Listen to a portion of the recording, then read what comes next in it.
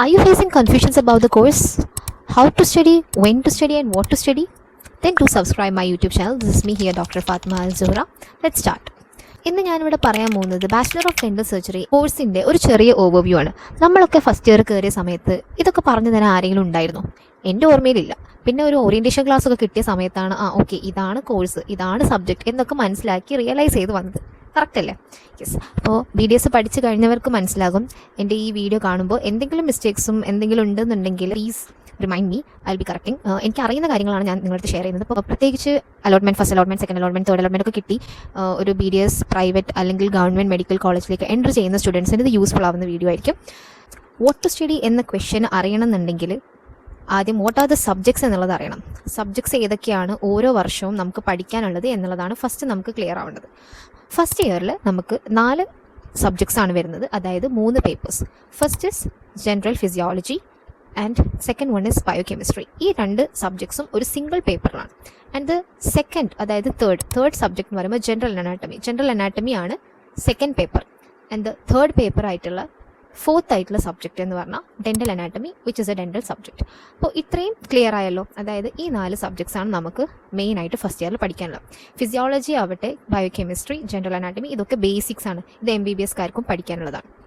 അപ്പം BDSൽ നമുക്ക് എൻ്റർ ചെയ്യുന്ന സമയത്ത് ഫസ്റ്റ് ഇയർ ആണ് ഏറ്റവും ഇമ്പോർട്ടൻ്റ് ആയിട്ടുള്ള ഇയർ എന്ന് ഞാൻ വിശ്വസിക്കുന്നത്. കാരണം എന്നെ സംബന്ധിച്ചിടത്തോളം ഫസ്റ്റ് ഇയർ ആയിരുന്നു എനിക്ക് കുറച്ച് ഹാർഡായിട്ട് തോന്നിയത്. കാരണം നമ്മൾ ആദ്യമേ എൻ്റർ ചെയ്തതിന് ശേഷം നമുക്ക് എന്താണ് സബ്ജക്ട്സ് അതിനോട് ഫെമിലിയർ ആവണം. ഇതുവരെ നമ്മൾ പഠിച്ച NCERTയോ അല്ലെങ്കിൽ നീറ്റിന് പ്രിപ്പയർ ചെയ്ത പോലെ ഒന്നുമല്ല. നമുക്ക് എൻ്റയർലി ഡിഫറെൻ്റ് ആണ്. വാസ്റ്റ് ആയിട്ട് ഒരുപാട് പഠിക്കാനുണ്ടാവും. 4 സബ്ജക്റ്റ് ഒരുമിച്ച് പഠിക്കുക, 4 സബ്ജക്ട്സിൻ്റെ എക്സാംസ് ഒരുമിച്ച് അപ്പിയർ ചെയ്യുക എന്നൊക്കെ പറഞ്ഞാൽ കുറച്ച് ബുദ്ധിമുട്ടുള്ള കാര്യം. ബബ്ലിംഗ് സിസ്റ്റത്തിൽ നിന്നും ഒരു തിയറി റിട്ടേൺ എക്സാമിലേക്ക് വരുമ്പോൾ അതിൻ്റേതായിട്ടുള്ള ബുദ്ധിമുട്ടുകൾ നമ്മൾ ഫേസ് ചെയ്യും. അപ്പോൾ എനിക്ക് ഈ ബുദ്ധിമുട്ടുകളൊക്കെ ഫേസ് ചെയ്ത സമയത്ത് ഞാൻ എൻ്റെ സീനിയേഴ്സിൻ്റെ അടുത്ത് ഹെൽപ്പ് ചോദിച്ചിട്ടുണ്ടായിരുന്നു. അപ്പോൾ ഒരിക്കലും വിചാരിക്കരുത് എന്നെക്കൊണ്ട് പറ്റുന്നില്ല എന്ന്. ഫസ്റ്റ് ഇയറിൽ കയറുന്ന സമയത്ത് നമ്മൾ കംപ്ലീറ്റ്ലി ഡൗൺ ആയി പോകും. കാരണം നമ്മളൊരു നീറ്റ് പ്രിപ്പറേഷനിൽ നിന്ന് നമുക്ക് മനസ്സോടെ ആയിരിക്കും BDS ചൂസ് ചെയ്ത് വന്നത്. അപ്പോൾ അതിൻ്റേതായിട്ടുള്ളൊരു വിഷമം ഉണ്ടാകും. കൂട്ടത്തിൽ നമുക്ക് ഒരുപാടുണ്ടല്ലോ, വേണ്ടില്ലായിരുന്നു എന്നുള്ള പല തോട്ട്സ് നമ്മുടെ മൈൻഡിലൂടെ കടന്നു പോകും. പക്ഷേ ഒരിക്കലും ഗിവ് അപ്പ് ചെയ്യരുത്. എന്തായാലും നമ്മളിത് ചൂസ് ചെയ്തു, നമ്മൾ കണ്ടിന്യൂ ചെയ്യുക, നല്ല രീതിയിൽ പഠിക്കുക. ഫസ്റ്റ് ഇയറിൽ നമുക്ക് ഒരു പ്രീ ക്ലിനിക്കലായിട്ട് നമുക്ക് പഠിക്കാനുണ്ടാകും. അത് പക്ഷേ എക്സാം ഉണ്ടാവില്ല. അതിൻ്റെ എക്സാം നമ്മൾ സെക്കൻഡ് ഇയറിലാണ് കൊടുക്കുന്നത്. സെക്കൻഡ് ഇയറിലെ സബ്ജക്ട്സ് പറയുകയാണെന്നുണ്ടെങ്കിൽ ഫസ്റ്റ് നമുക്ക് general pharmacology and dental pharmacology, ഇത് രണ്ടും ഒരു സിംഗിൾ സബ്ജക്റ്റ് ആണ്. And second one is microbiology and pathology is the third one. ഇത് കൂടാതെ നമുക്ക് ഡെന്റൽ മെറ്റീരിയൽസ് അഥവാ DM എന്നൊരു സബ്ജക്റ്റ് കൂടി ഉണ്ട് സെക്കൻഡ് ഇയറിൽ. അതിൽ നമ്മൾ ക്ലിനിക്കലി യൂസ് ചെയ്യുന്ന മെറ്റീരിയൽസിനെ കുറിച്ചിട്ടാണ് പഠിക്കുന്നത്. അപ്പോൾ ടോട്ടലി നമുക്ക് 3 തിയറി പേപ്പേഴ്സ് ആണ് സെക്കൻഡ് ഇയറിലുള്ളത്. First one is general pathology and microbiology, ഒരു സിംഗിൾ പേപ്പറാണ്. And the second one is general pharmacology and dental pharmacology, അതൊരു പേപ്പറാണ്. And the third one is dental materials. And പിന്നെ വരുന്നത് pre clinical conservative, pre clinical orthodontics and pre clinical prosthodontics. ഇങ്ങനെയാണ് pre clinically practical examinations വരുന്നത്. ഇത്രയാണ് നമ്മുടെ second ഇയറിന്. കൂടെ pre clinical ആയിട്ടുള്ള വർക്ക്സ് ഒരുപാട് ഉണ്ടാകും. വർക്ക്സ് എന്ന് പറഞ്ഞാൽ നമുക്ക് ഓർത്തോയിൽ വയർ ബെൻഡിങ് ഉണ്ടാകും, അവിടെ നിന്നായിരിക്കും നമ്മുടെ തുടക്കം. ആൻഡ് കൺസർവിലാവട്ടെ നമുക്ക് ടൈഫോയിൽ പ്രിപ്പറേഷൻ ചെയ്യേണ്ടി വരും. ക്ലാസ് 1, ക്ലാസ് 2 അങ്ങനെ ഓരോ ടൂത്ത് പ്രിപ്പയർ ചെയ്യേണ്ടി വരും. പിന്നെ പ്രോസ്റ്റോയിലാവട്ടെ ടൂത്ത് സെറ്റിംഗ് ഉണ്ട്. അങ്ങനെ ഒരുപാട് കാര്യങ്ങളുണ്ട്. അപ്പോൾ ഇതെല്ലാം കൂടി നമുക്ക് ഈ ഒരു വീഡിയോയിൽ ഇൻക്ലൂഡ് ചെയ്യാൻ പറ്റില്ല. അപ്പോൾ ഫസ്റ്റ് ഇയറും സെക്കൻഡ് ഇയറും ഓരോരോ വീഡിയോസ് ചെയ്യാനുള്ളത് തന്നെ ഉണ്ട് ശരിക്കും പറഞ്ഞാൽ.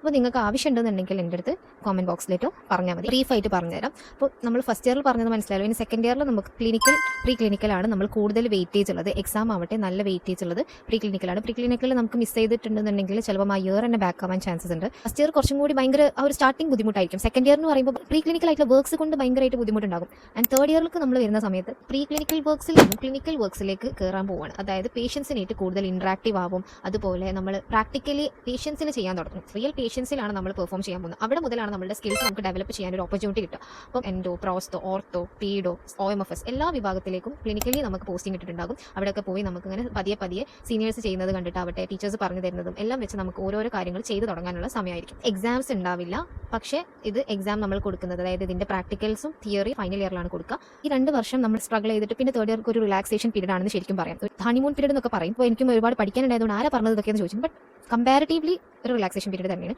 Third year.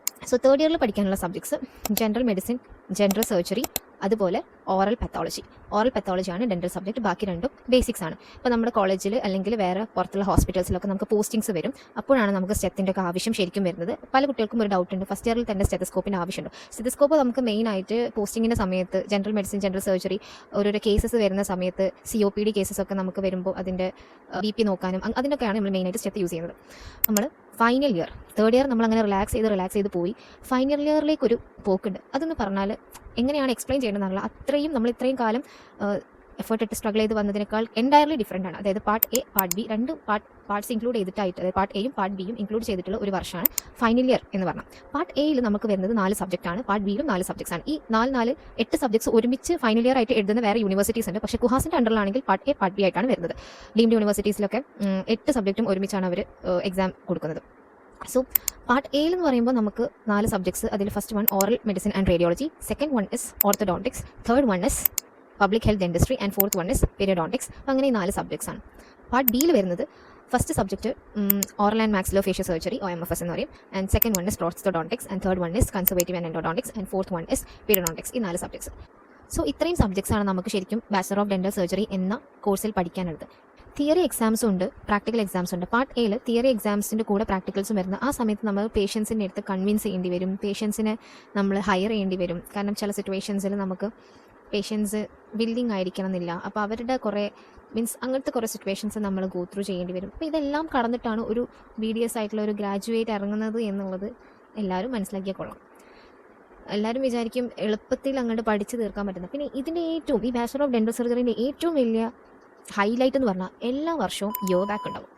MBBSനോ മറ്റുള്ള സബ്ജക്ട്സിനോ ഇതില്ല. അതായത് എല്ലാ വർഷവും ഇയർ ബാക്ക് ഉണ്ടാവും. ഫസ്റ്റ് ഇയറിൽ ഇയർ ബാക്ക് ഉണ്ടാവും, സെക്കൻഡ് ഇയറിൽ year back, third year back. പക്ഷേ പാർട്ട് എ പാർട്ട് ബിയിൽ ഒരു അഡ്വാൻറ്റേജ് ഉണ്ട്. ഫൈനൽ ഇയറിൽ കയറി കഴിഞ്ഞാൽ പാർട്ട് എയിൽ ഇൻ കേസ് എന്തെങ്കിലും സബ്ജക്ട്സ് പോയിട്ടുണ്ടെങ്കിൽ പാർട്ട് ബിയുടെ കൂടെ അത് എഴുതിയെടുക്കാം. പക്ഷേ എന്നാലും അത് റിസ്ക് ആണ്. കാരണം എന്താ വെച്ചാൽ നമുക്ക് ഈ ക്യാരി ഉണ്ടാവാം. പിന്നെ ഒരു ക്യാരി എന്നുള്ള ഓപ്ഷൻ ഉണ്ട്. ക്യാരി എന്ന് പറഞ്ഞാൽ നമുക്കൊരു സബ്ജക്റ്റ് മാത്രമാണെന്നുണ്ടെങ്കിൽ നെക്സ്റ്റ് ഇയറിലേക്ക് നമുക്ക് ഇരിക്കാൻ പറ്റും. അതിൻ്റെ കൂടെ ആ സബ്ജക്റ്റും എഴുതിയെടുക്കണം. അതാണ് ക്യാരി. ഏറ്റവും ബെസ്റ്റ് നമ്മൾ അതാത് ഇയറിലുള്ള എക്സാംസിൻ്റെ കൂടെ എല്ലാം ക്ലിയർ ചെയ്ത് പോകുന്നത് തന്നെയാണ്. വിചാരിക്കുന്ന പോലെ സിമ്പിളായിട്ട് ഒരുപാട് മാർക്സ് ഒന്നും എടുത്ത് വാരിക്കോരി തരുന്ന ഒരു യൂണിവേഴ്സിറ്റി അല്ല. എക്സാക്ട് അതായത് അതിൻ്റെ പോയിൻറ്റ്സ് ഒക്കെ ഉണ്ടെങ്കിൽ മാത്രമേ അവർ മാർക്സ് തരുള്ളൂ. പിന്നെ ചില സമയത്ത് നന്നായിട്ട് മാർക്സ് കിട്ടാൻ ചാൻസസ് ഉള്ള സിറ്റുവേഷൻസ് വരും. കുഹാസ് യൂണിവേഴ്സിറ്റി എന്ന് പറഞ്ഞിട്ടുണ്ടെങ്കിൽ നമുക്ക് ശരിക്കും കുറച്ച് ടൈറ്റ് വാല്യുവേഷൻ ആണ്. ഇപ്പോൾ മറ്റുള്ള യൂണിവേഴ്സിറ്റീസ് മാതിരിയുള്ള കുറച്ച് ടൈറ്റാണ്, ലിബറൽ ആയിരിക്കില്ല. അപ്പം എന്താ പറയുക, നമ്മൾ ചിലപ്പം നല്ലോണം എഴുതേണ്ടി വരും. നമ്മുടെ പേപ്പറിൽ അത്യാവശ്യം നല്ല രീതിയിൽ എക്സാംസ് അപ്പിയർ ചെയ്യണം. അപ്പോൾ അത്രയൊക്കെ ഉള്ളൂ. ഇനി നിങ്ങൾക്ക് ഇതിനോട് റിലേറ്റ് ചെയ്തിട്ട് ഫസ്റ്റ് ഇയറിൽ എങ്ങനെ പഠിക്കാം, എങ്ങനെയാണ് ഏറ്റവും സിമ്പിൾ മെത്തേഡ്സ് എന്തെങ്കിലും വേണമെന്നുണ്ടെങ്കിലൊക്കെ നിങ്ങൾക്ക് കമൻറ്റ് ബോക്സിൽ വന്ന് ചോദിക്കാം. I will be helping you out. And that's it. Thank you for watching my video. Do subscribe, do share. Thank you. By.